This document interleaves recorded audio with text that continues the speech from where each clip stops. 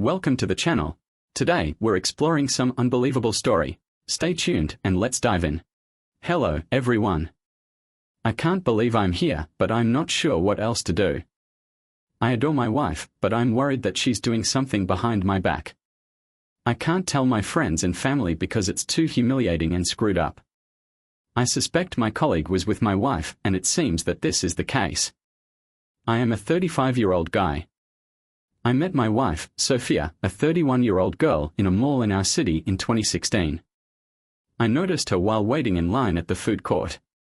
It's odd, I was about to go to another restaurant, but the queue was too lengthy. While waiting in line at the restaurant where she was, I saw her standing at the front. When she glanced at me, I couldn't believe how beautiful she was. When she noticed me, she chuckled and claimed she wasn't waiting in line for meals. Sophia stated her cousin worked there and she was waiting for her to come out. I was relieved she talked to me since I had no idea what to say. As a result, I was able to strike up a conversation with her as she waited for her cousin. I could see I was making a terrific first impression with her. While she waited for her cousin, I asked if she wanted me to get her some food, and she replied she preferred strawberry lemonade. After we bought it, we spoke some more, and I kept being provocative and witty with her. When her cousin came out, I asked for her phone number, which she gave me before they departed. After that, I tried all in my power to sweep her off her feet. We made it official after a few dates and activities, as well as hanging out with her and her friends. We were dating. We finally got intimate in a restaurant parking lot, and it was amazing. In 2019, my wife and I were married. After having 3 children, we had our own family. After having 2 daughters and a boy as the middle child, we developed into excellent parents. It wasn't easy, but we stopped going to clubs and concerts all the time, but we still found time to have fun every now and again. Our nightlife was certainly reduced by half. I was overjoyed to have Sophia as my wife, and I felt really fortunate. She had a wonderful personality, but she was so beautiful that my friends even complimented me. Sophia is Puerto Rican and resembles a mix between Gal Gadot and Salma Hayek. She is voluptuous, has tattoos on her arms, and constantly wears a ponytail. She got 2 additional tattoos where the sun doesn't shine. You'd recognize her because she constantly wears a ponytail, particularly in selfies. Last Friday, my concerns about my wife perhaps cheating on me became more intense. One day, while I was leaving my job, I said farewell to a coworker. He was on the phone at the moment, and he bid goodbye to the person on the other end while mentioning my name. I was interested since it seemed like the person on the phone knew me, so I asked my buddy who he was speaking with, and he just grinned and said it was an old colleague of ours. He gave me the phone, and I was delighted to hear from this person. I hooked up with an old colleague, let's name him James, about life. He said that he had left our employment to pursue a new opportunity. His brother worked in an Austin warehouse and had promised him a job there, so he accepted the offer. James didn't mince words when he joked that he was now earning more money than us. After our chat, James indicated that he wanted to speak with me about something important. I consented, and he requested for my phone number, asking me to submit it to him by Facebook message. I did just that, and he instantly phoned me. I hadn't even gotten to my vehicle when he phoned, so I answered and inquired what was on his mind. He asked that I not drive away just yet because he had something important to discuss with me. The talk with James was about to take an unexpected turn. James inquired whether Sophia still visited me at work and if anybody was still speaking with her. This surprised me, so I checked that she did. James indicated anxiety before dropping a surprise. He suspected that one had been with my wife. According to James, he saw them flirting with each other while working with us. He added that someone had publicly indicated a wish to be with Sophia. He said that Sophia began visiting Carlos on Saturdays during extra hours, which marked a watershed moment. I never worked extra, so why would she come while I wasn't at the office? I asked James whether he was certain she was there on Saturdays, and he responded yes. He suspected Carlos was with her when she paid a visit one Sunday. Because there isn't much to do on a Sunday, they had plenty of spare time, and Carlos would listen to music on his Sony speakers. Even though Sophia was hanging out, James assumed this was typical, but after a time, he returned and reported hearing loud Spanish music playing. Looking, James said that Sophia and the boys were becoming sexually involved. He said Carlos held Sophia by the neck as she danced for him. My wife wasn't much of a dancer, but she had enough to dance if she chose. I froze when James told me this. I inquired whether he was certain. And he said unequivocally that he is not blind. He stated everyone watched her dance for him, and he even raised her skirt to see her buttocks in her leggings. To make matters worse, he mentioned my wife's tattoos. I asked him whether she tried to stop Carlos. And he replied no. He said all she did was laugh and dance for him as he held her by the neck. He stated she seemed to be attempting to win a contest. I couldn't believe what James was saying. He stated he was sorry and I should keep my wife away from him. He said that this involves Maria as well. I said, "Thank you for telling me everything," and hung up. Not long after, I felt degraded. Driving home, my mind was running like crazy. Worse, Sophia's dance for Carlos must have happened 6 or 7 months ago. Who knows what happened since then? They undoubtedly brought it to his apartment, where she did more than just dance. I needed to ask Sophia what was going on and see if she would be honest with me. When I arrived home, I observed my wife was on the phone with her mother, and after that, I attempted to converse. I inquired whether she'd met with Maria today, and she answered yes. Then I asked whether she saw Carlos, and she denied it, claiming he doesn't hang around much and it's mostly just her and Maria. It felt like a blow in the belly. I knew she was lying. I'd noticed how much Carlos was around her, and it was beginning to become uncomfortably evident. Following our chat, she just walked away and began messaging her pals, leaving me feeling sad and deceived. I'm now locked in a cycle of melancholy, rage, and grief. My mind is racing, and I can't help but cry up as I consider what may happen. I understand I need actual evidence, but the matter is highly sensitive. It affects individuals I work with, and I cannot afford to lose my job. What James told me about Carlos and my wife just dancing may not be sufficient grounds for a divorce, particularly because they might easily deny it. My wife might say she was only giving him lunch, and the security officer at my job could attest to her. I'm compelled to presume that my wife cheated on me, or that things went beyond dancing. 7 months have gone since the tragedy, and who knows what has happened since then. If everything is true, I need to figure out how to collect solid proof. However, I must step cautiously since I do not want to risk my work, and I am well aware that her family may pursue me if I do not have good evidence. My wife Sophia has been using her relationship with Maria as an excuse to meet with Carlos. After James' call and Sophia's clear facades, I began to pay closer attention to her behavior around the home. I couldn't access her iPhone because of her tight password, so I started listening in on her talks. I spotted her having late-night discussions on the back porch, which disturbed me. I'd walked to the side door to hear her side of the discussion, and it was evident that she was most likely speaking with Carlos. The expressions I overheard, such as "stop, you're crazy," and talks about where they'd been, created a frightening picture. I even heard her remark not going to a certain area and assumed she was heading to his home. My wife's conduct became more worrying by the day. She spent much of her time on the phone conversing with her mother and sister, and she had become distant from me. She turned down my approaches, stating she didn't want to be personal with our children in the home, which seemed like an excuse. I couldn't help but think about all the warning signs I had overlooked before to James's call. Our relationship deteriorated significantly after that phone conversation. She refused to connect with me, claiming to be too busy, and our physical relationship degraded.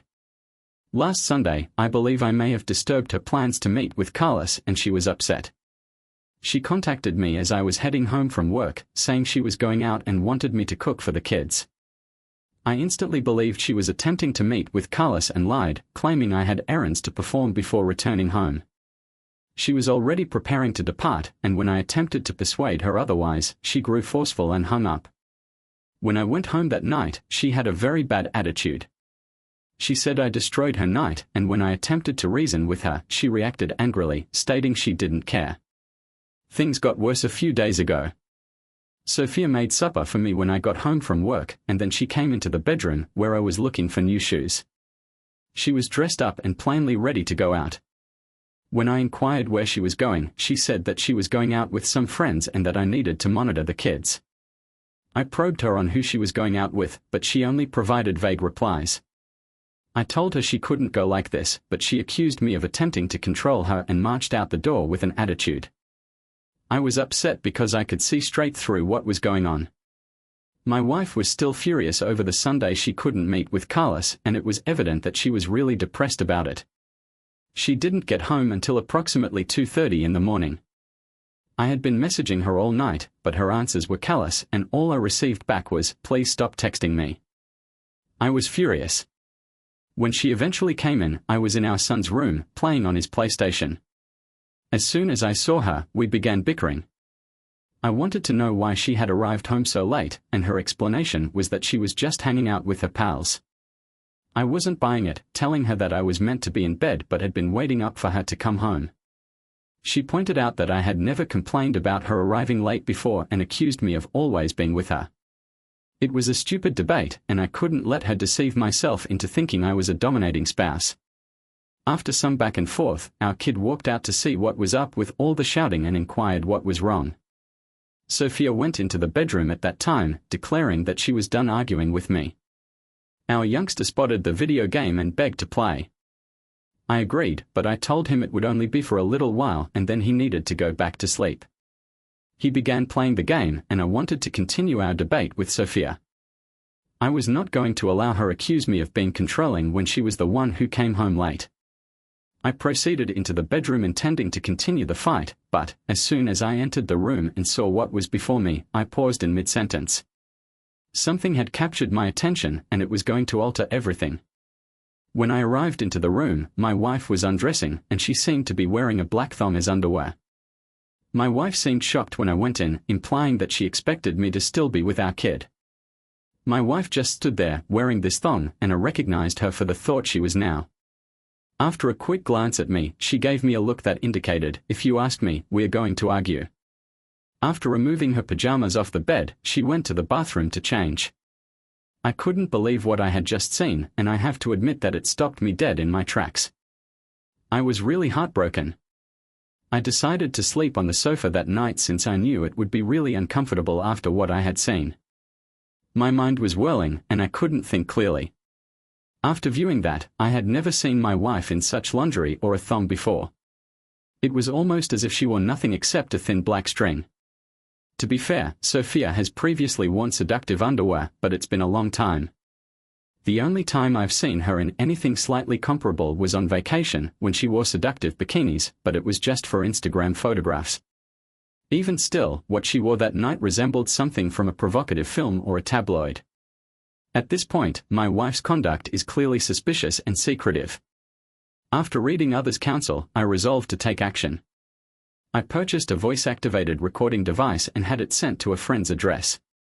Thankfully, my buddy asked no questions and agreed to let me pick it up when it arrived.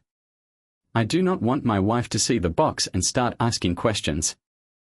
I'm determined to get to the bottom of this and discover the truth.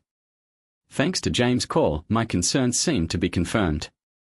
I will attempt to send updates, but I need to be as quiet as possible and avoid confrontation in order to obtain the necessary proof. It's a difficult situation, but I'm determined to find out the truth no matter what the cost. I've always tried not to feel envious, but it's difficult when my wife, Sophia, is always getting comments and attention for her Instagram postings.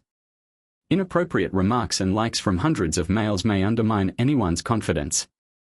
The recent occurrences have pushed me to the point where I feel compelled to collect evidence in order to understand what is going on. I purchased a voice-activated recording device with the purpose of gathering evidence and, if necessary, filing for divorce to confront the matter and see if we could work things out. I decided to ride with Sophia to the grocery. I conveyed my worries about her conduct and attempted to explain to her the need of balancing her social life with her household obligations. I indicated that her going out with friends was okay, but her unpredictable behavior and failure to keep me informed were creating difficulties. Sophia first seemed open and pledged to be more considerate of our family. However, everything changed when she got a call from Carlos a few days ago. It appeared to reawaken my doubts and misgivings. Sophia just informed me that our kids wanted to see a Pixar movie with their relatives and she was going to take them. I felt it was a wonderful opportunity for her to spend more time with her children. However, after they departed, my nephew phoned to ask about a video game, resulting in a confused exchange in which he said that Sophia had stated she was merely going to drop the kids off. This mismatch in her tale raised my suspicions even higher, particularly given James' admission that she spent Saturdays with Carlos during overtime. When I phoned her today, she did not answer the phone, which irritated me. I contacted my workplace's security to see if they were still working, since I wanted to check Sophia was with Carlos. They verified that they were still working. This may be the perfect occasion to expose my unfaithful wife. I looked for my wife's automobile in the parking lot. I was on the verge of exploding with rage. As I came inside the building, I could feel Carlos Cruz's eyes on me, and they were as shocked as I was furious. I knew instinctively that they had to be in the trucker's lounge, and I wasn't going to let anybody stop me. One of the crew members attempted to block my path, but I was having none of it. I made it clear that I wasn't there to goof around. He backed off, and I made my way inside the little, dirty room. It was a bizarre area, with old vending machines and a sense of neglect. I kept close to the wall and glanced inside, and what I saw was unbelievable. Carlos was with my wife, sitting on a sofa with his shirt open and his trousers and underpants down, but he grabbed her face and crotch. It appeared like a wicked lord in the mountains had seized a rural lady and forced her to slowly labor for him. He glanced down at my wife, who was on her knees sucking diligently. I reached into my pocket and took out my phone. I suspected I'd need it, so I took it out and began recording. Sophia was plainly too preoccupied to notice, and Carlos was just observing her. I captured at least 15 nice seconds of them doing this. After gathering some evidence, I screamed and bolted from the room. Carlos seemed astonished to see me, and Sophia had a very irritated expression on her face. Looking up at me, she questioned, "What are you doing here?" with agitation. I simply yelled at her, "Is this how you treat me?" She responded, "Can you please just go away?" Mind you, she was still holding him in her hand. She abruptly left him and hid her face with her hands. I started screaming insults and queries, but my wife's reply surprised me even more. She did not look ashamed or apologetic about being discovered. Instead, she appeared more concerned about how I behaved in front of Carlos. She rolled her eyes at my outburst and asked me to leave them alone, as if our broken marriage didn't matter to her. Her apathy increased my rage, and I began to level accusations and insults. That's when she said, "I don't love you." Her words shocked me. I yelled out at her, "I want a divorce." Her reaction was a disgruntled "okay," and she seemed more offended by my presence than the end of our relationship. I exited the warehouse, got in my vehicle, and drove away. When I returned home, my rage and fury poured out. I hit the walls, yelled at the top of my lungs, and let my emotions take over. I couldn't believe she could dishonor our marriage in this way. The person I thought I knew was suddenly a stranger, and I was determined to put a stop to the anguish she had caused me. She had still not come home, and I had no clue where she was. I believed she was with her sister, telling her about the issue, but whatever happened next, I knew I had proof to back up my accusations. The evidence of her adultery was like a shield, and I was ready to utilize it in a variety of ways, particularly in the upcoming divorce processes. It demonstrated her recklessness and disrespect for our marriage. In retrospect, I recognized that I should have seen the indications sooner. She appeared to be more interested in what I could accomplish for her than in our relationship. Sophia did not want love, but rather desire and attention. Carlos's appeal and persistence had lured her in, which is why she had wandered. A relationship constructed on such a basis was certain to collapse because individuals like her inevitably returned to their actual selves. I'd lately bought a voice-activated recorder. Though I'd only used it once, it was ironic that all I needed was a call from a person who no longer worked with us to find out the truth. Sophia had always expected to be treated as if she was entitled. I did everything it needed to make her happy, and she convinced me that this is what a decent spouse should do. She behaved as if I was lucky to have her since she considered herself as a prize, particularly given the attention she got in the beginning. She was a terrific mother and seemed to be a decent wife, but I realized her love was more for the attention and affection I worked hard to give her. One of the biggest concerns was Sophia's ravenous need for attention. This was obvious in her regular use of social media, particularly Instagram and Snapchat, where she had a sizable following, with around 80% of her followers being male. She often got unpleasant comments on her blogs, and being in a relationship with her needed me to have thick skin. It was particularly difficult when she uploaded images of herself in exposing bikinis from our travels to Orlando and Hawaii. It was evident that she would not change, even if she had someone like me who was ready to care for her. The pull of someone who considered her beautiful and treated her how she desired proved too powerful. With everything finished, I had to face reality and chose to phone my siblings to convey the news. The first person I phoned was my older brother, whom I'll name David. I ranted about the issue, using as many expletives as I could. David inquired if I was home and said he needed to make a short trip but would be back later. I also contacted my younger sister to tell her the news. She lectured me, but she did it that David was phoning her and that they were likely to discuss the problem. She said she'd call me later and then hung up. She phoned back quickly and said that David was on his way to pick me up. She inquired about the children and I answered that they were at the movies with Sophia, with a later pickup set. She was not delighted that the kids were with her, but given my state of mind, there wasn't much we could do. As I hung up the phone, I began to fall asleep until I heard David's vehicle arrive. Opening the door, I saw my brother arriving with a bag from his toolbox in his hands. David was an intimidating-looking man, bald and bearded, with the appearance of someone who may have been in the military. He approached me and offered me a sincere embrace. While both of us often played the tough man when it came to our emotions, it was evident that we both realized how much I needed help. Following the embrace, he informed me that he had stopped at the shop and purchased new locks for the home, underlining that the last thing I wanted was Sophia to return later and steal everything.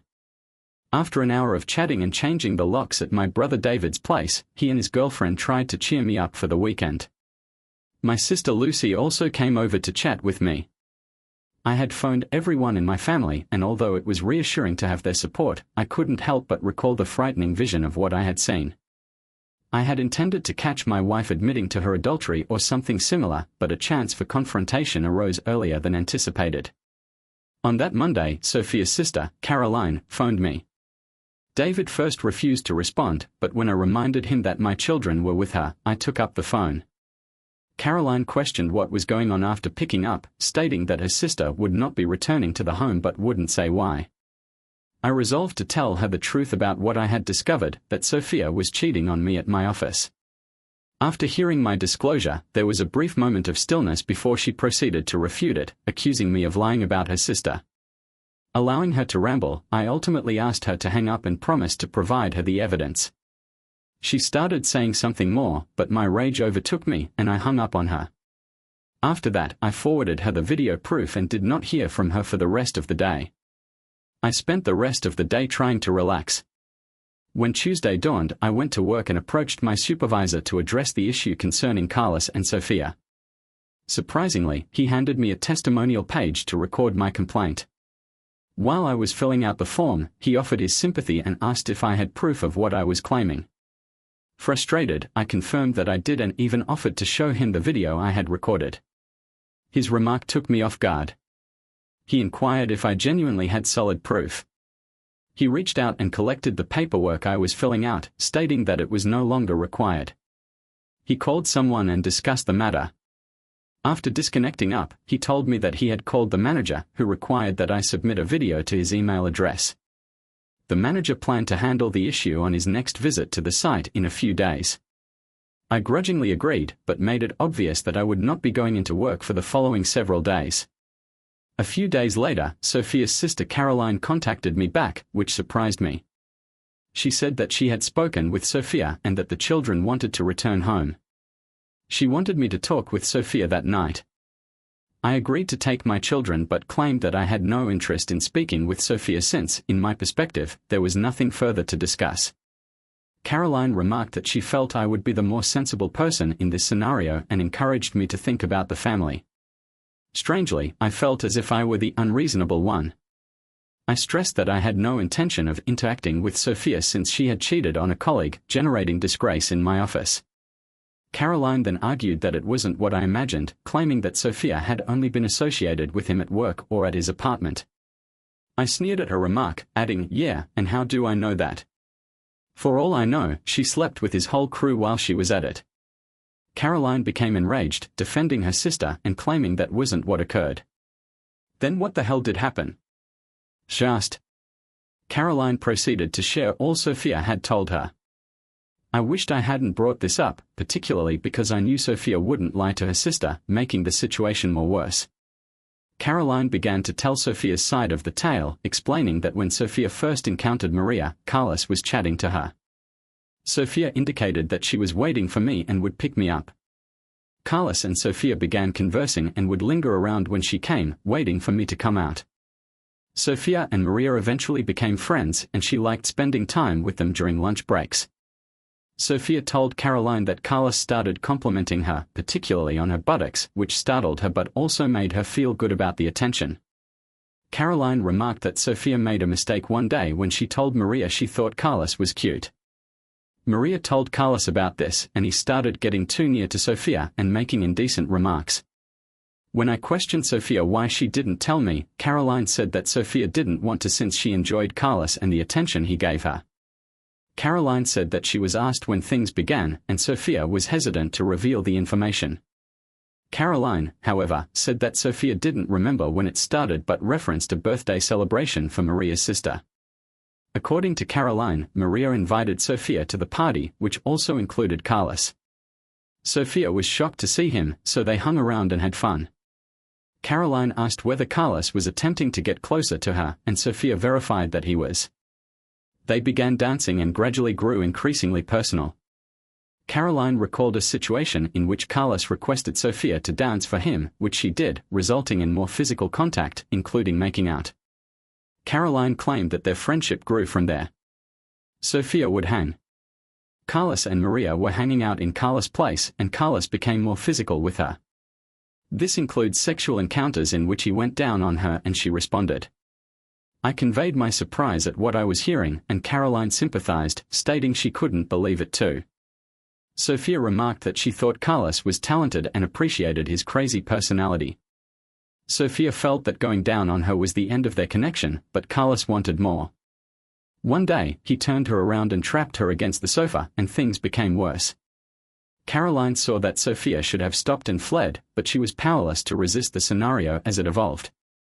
I was astonished and upset, often wondering how Sophia could do this to me. Caroline went on to describe Sophia's relationship with Carlos, noting that Sophia enjoyed their secret rendezvous. The fact that it was wrong added to the thrill, and Sophia admired Carlos' rebellious spirit. Caroline stated he was so eager that she worried the neighbors might hear them during their private times. She likened it to their thin-walled flat, where any loud groans could be clearly heard. Carlos and Sophia continued to have covert rendezvous until James uncovered their relationship. Caroline recognized that James' intervention seemed to have ended their relationship, but I was not interested in hearing any additional specifics and requested her to stop. She asked if I would consider being the calm one in this scenario and speaking with Sophia, but I was determined that I had nothing to say to her. I told Caroline that I would be picking up the kids the following day. I tried to calm myself down after this chat. A colleague phoned and I learned that Carlos had been dismissed. It was shocking news when he informed me that 2 men and a lady in suits had come at the office with the supervisor. They went to the truckers' club, presumably to verify the room from the video. Carlos was then summoned to the office and instructed to collect his possessions. After hearing this, I confessed to my colleague that I was responsible for Carlos' termination. He recognized my conduct and said that he would have done the same in my position. We spoke about my return to work and decided to come back on Saturday for half a day. The next day, I picked up my children.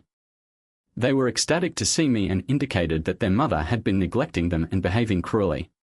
Sophia was in the kitchen, immersed in a phone discussion with her sister, paying no notice to my presence. The children requested if they might bring their iPads, but Sophia refused, arguing that she had purchased them and would keep them. This resulted in a heated fight, and I did not hold back. I termed her an open highway and a low-cost trucker. She accused me of being a snitch who got Carlos fired. She yelled abuses at me, called me names, and said that I was fortunate she even glanced at me. She said that Carlos and I could have resolved our differences via physical conflict, but instead I opted to terminate him. I reacted by stating that guys fight only for genuine ladies, not for cheap pieces of discarded flesh. I went on to say, I like my women like I like my coffee, without other truckers' sausage in it. This elicited further comments from her, including calling me dusty and lame. In the middle of our argument, I tossed a glass of orange juice at Sophia, just missing her as she ducked it. In return, she hurled a fork at my head, which likewise missed its target. My brother, Caroline, and Caroline's friend intervened to terminate our fight. Sophia continued to rant and show her disinterest in me as I was led outside by my brother. After I had cooled down, I left the scene, fatigued by the encounter. I told my kid that her mother had confiscated her iPad. She seemed unconcerned, indicating a wish to flee the situation. Despite my reaction, addressing Sophia brought me a feeling of fulfillment. My objective was to press on with the divorce proceedings. The attorneys I spoke with said that the video may be useful evidence in several elements of the divorce process. Sophia's self-centered activities, along with her delusions about having a meaningful connection with Carlos, I feel, will ultimately lead to disappointment. I was determined to go ahead and find peace of mind for myself and my children, my actual family, my kids, and even Caroline, if she ever learned Sophia's behavior had become the most essential element of my existence. In the days after my meeting with Sophia, I started the process of reconstructing my life. During this difficult period, I focused on my children, making sure they felt safe and loved. I contacted a family counselor to assist us negotiate the emotional fallout and ensure that my children realized that none of this was their fault. Seeing their tenacity gave me courage and hope for a brighter future. The divorce processes proceeded along easily, thanks to the evidence I had obtained. Sophia's evident contempt for our marriage, along with her adultery, gave her little leeway to challenge the conditions.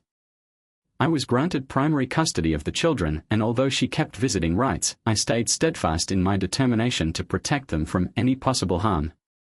Work also became a source of consolation. Carlos's firing had cleared the air, and although some colleagues were inquisitive about the drama, the majority respected my privacy. My supervisor and HR even complimented me on my professionalism in addressing the problem, assuring me that the business backed my actions. Sophia moved in with her sister Caroline briefly. According to mutual friends, her romance with Carlos ended abruptly. The attraction of illicit pleasure appeared to fade as reality set in. Sophia quickly started reaching out, stating she wanted to communicate, but I made it clear via my attorney that any relationship would be limited to co-parenting. Caroline and I became very close, which surprised me. She apologized for originally supporting Sophia and said that she had been caught off guard by her sister's falsehoods. Caroline became a source of comfort, assisting with the children and lending an ear when I needed to vent. It was odd how someone who was once a part of the issue became an ally in my healing path. Reflecting about everything, I understood how much I had given in order to be the ideal spouse for someone who did not appreciate my efforts. It was a difficult lesson, but it taught me the value of self-respect and limits. Love is not blind devotion, it is based on mutual respect and shared beliefs. Now I'm focused on myself and my children. I've begun going to a local gym to keep active, joined a parent support group to connect with other parents who have gone through similar situations, and even began taking weekend excursions with the kids to make new, pleasant memories. Slowly but steadily, I'm regaining my sense of self and finding delight in the simple things again. I wish Sophia well, but I no longer concentrate on her decisions. Life is too brief to be absorbed by the behavior of someone who cannot see my value. My children are my anchor, and their pleasure serves as a daily reminder that I am doing the right thing. This chapter of my life may have ended in heartache, but I'm beginning a new one full of optimism, resilience, and a fresh sense of purpose. For the first time in a long time, I feel completely liberated. The weeks that followed were some of the most difficult of my life. The reality of single parenting struck me hard, but I accepted it wholeheartedly. My children were my first focus, and each day with them reminded me of what actually matters. I made it my job to provide a stable, caring atmosphere for them, a home in which they felt secure, appreciated, and adored. I started adopting a regular regimen for the kids to ensure consistency. Homework was followed by family meals in which we would sit down and discuss our day. Evenings turned into movie evenings, board game marathons, or simply storytelling sessions. These simple moments were crucial in developing our friendship. I could see the kids relaxing and feeling more safe, which gave me a sense of accomplishment I hadn't had in years. My own adventure was just starting. I began therapy to deal with the betrayal and loss. It wasn't easy to talk about my sorrow, but my therapist helped me deconstruct years of hidden feelings and self-doubt. Through therapy, I understood how much of myself I had lost throughout the marriage, how I had worked tirelessly to satisfy Sophia while ignoring my own needs and value. This self-awareness laid the groundwork for my rehabilitation. I also tried to reconnect with old acquaintances and interests that I had abandoned. My brother, David, became my exercise companion, pulling me to the gym even on days when I preferred to remain in bed. Over time, I came to like it and even established personal fitness objectives. On weekends, I began hiking with the kids, finding nature paths and encouraging them to enjoy the basic delights of being outside. It seemed like I was finding myself piece by piece. The divorce processes, although emotionally draining, were uncomplicated. My lawyer used the facts to negotiate conditions that emphasized the children's well-being. Sophia originally attempted to challenge custody, but when faced with the video and other proof of her negligence, she relented. In the end, I was given full custody, with Sophia receiving supervised visits until she could demonstrate her ability to be a consistent parent. The win was bittersweet.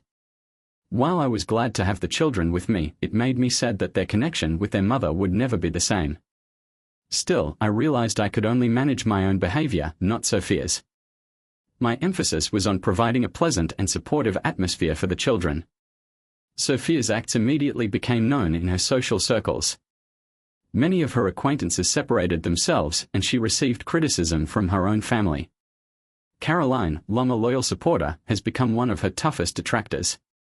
Caroline told me one day, with tears in her eyes, that she was embarrassed of her sister's decisions and the hurt they had caused. Carlos has completely gone from the picture. Without a job or Sophia's attention, he drifted into oblivion. I heard stories that he was attempting to find a job in another city, but I ignored them. He was no longer my worry. Sophia made many attempts to contact out, stating she wanted to apologize and explain herself. I refused. I didn't want to revisit the past or give her the pleasure of absolution. Her actions screamed louder than any apologies could. My limits were firm. We would only talk about the kids and nothing else.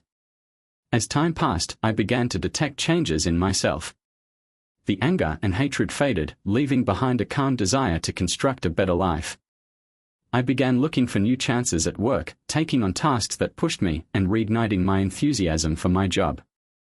My supervisor even suggested me for a leadership position, appreciating my tenacity throughout such a tough period. Socially, I started dipping my toes back into the dating pool, albeit gingerly. I joined a local single parents club and met individuals who understood the problems of juggling children and personal life.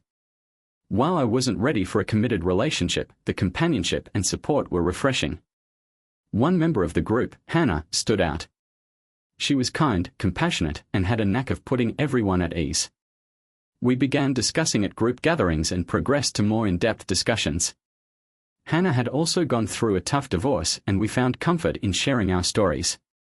There was no haste or pressure, just two individuals getting to know one another and enjoying each other's company. Looking back, this era in my life stands out as a watershed moment. What started out as a painful betrayal evolved into a catalyst for personal development and discovery. I learned to establish boundaries, prioritize my own well-being, and, most importantly, never accept less than what I deserve. For my children, I am committed to be the greatest parent I can be. I want children to perceive me as a role model, not just someone who overcame adversity, but someone who flourished in the face of it. I want kids to understand that love should be a source of strength, not suffering, and that they should never be hesitant to advocate for themselves. I've let go of my animosity at Sophia. I don't wish her harm, but I also have no illusions about who she is. Her decisions defined her, and my reactions to her choices defined me. In the end, I emerged stronger, wiser, and more in touch with what is actually important. The path ahead is unknown, but for the first time in years, I am optimistic. My tale is not done, it is just starting. And this time, I'm writing it on my own terms, with my children at my side and a future full of opportunities waiting to be discovered. Thank you for watching. How would you handle this? Comment below and subscribe to get more stories.